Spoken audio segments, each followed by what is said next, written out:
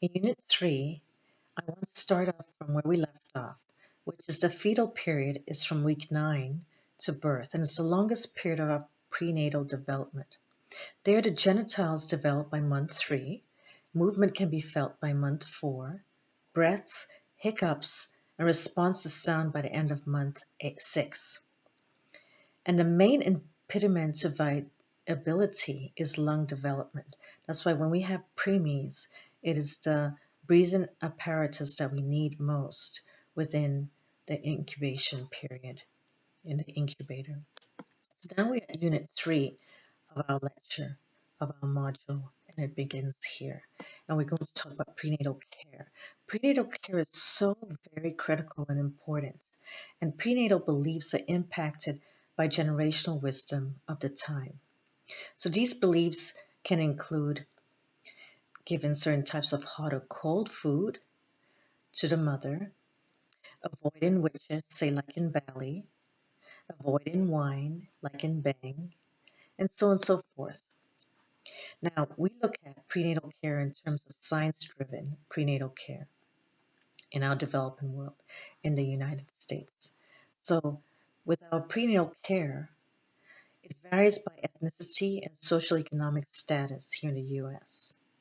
The developing world, unlike us, are less likely to receive prenatal care. Now, the current focus on our prenatal care is that of diet, exercise, and tetragens. So we're coming back to that wording I expressed earlier in the lecture, tetragens, in terms of smoke, if you remember. With prenatal care, continued physical activity is very much encouraged. And actually, if we do aerobic exercise, that encourages good cardiovascular health and possibly benefits the fetus. When I was pregnant with my babies, I went swimming and I did exercise as well. My babies were born healthy. And actually, what was interesting is both my babies were born on their delivery date, the estimated delivery date, which astonished me. And I had a natural birth. So you see on the PowerPoint a visual of how I used to swim. That, it's not me, but it demonstrates that. So that's encouraged. Now, tetragens are environmental and bodily conditions that could be harmful to the growing human in the womb. And that includes tobacco, alcohol, prescription medications, and other drugs. The physical environment could also be a tetragen due to malnutrition of the mother or exposure to hazardous chemicals. It's pretty serious. And as you studied in the unit before this one, there are critical windows where exposure can be more harmful to the different organs of the growing human. So you see some visuals of secondhand smoke.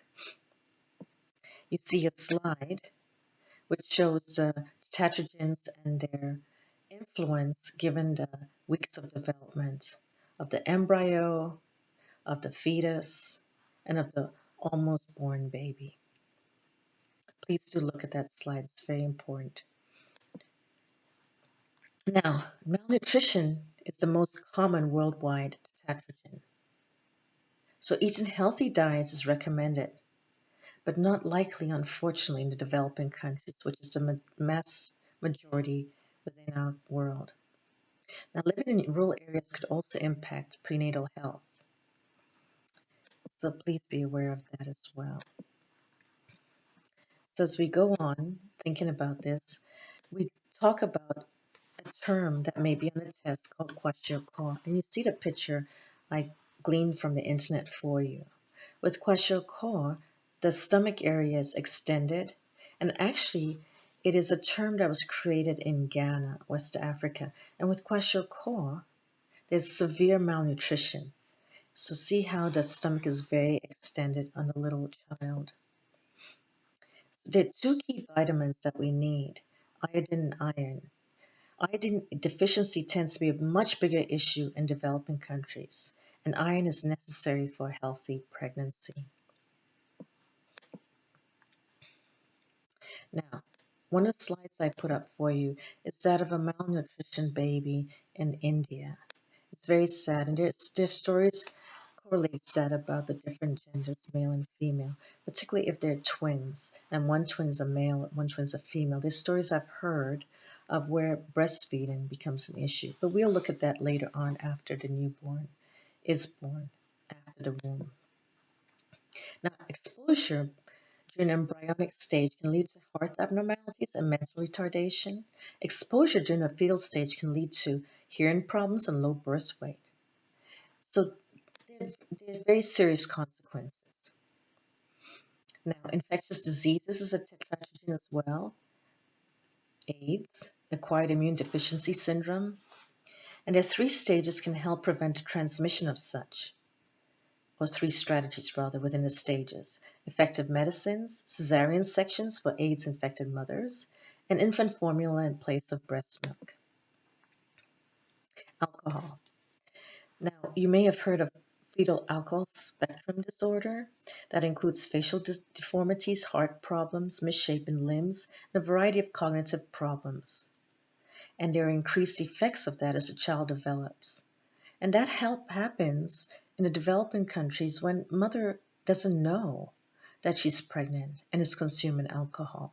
And as you've seen, the critical stages of development, zygote, fetus, this causes major problems, as well as tobacco. Tobacco, which is maternal smoking or secondhand smoke, does increase the risk of miscarriage, premature birth, and low birth weight. The infant effects include difficulty breathing and impaired heart function. Childhood effects can include poor language skills, attention and memory problems, and behavior problems. Secondhand smoke by dads is also detrimental. So please look at the book and read about the different tetragens. And now we're going to stop for a second so that we can go to Unit 4 of the lecture of our module because it shall begin soon.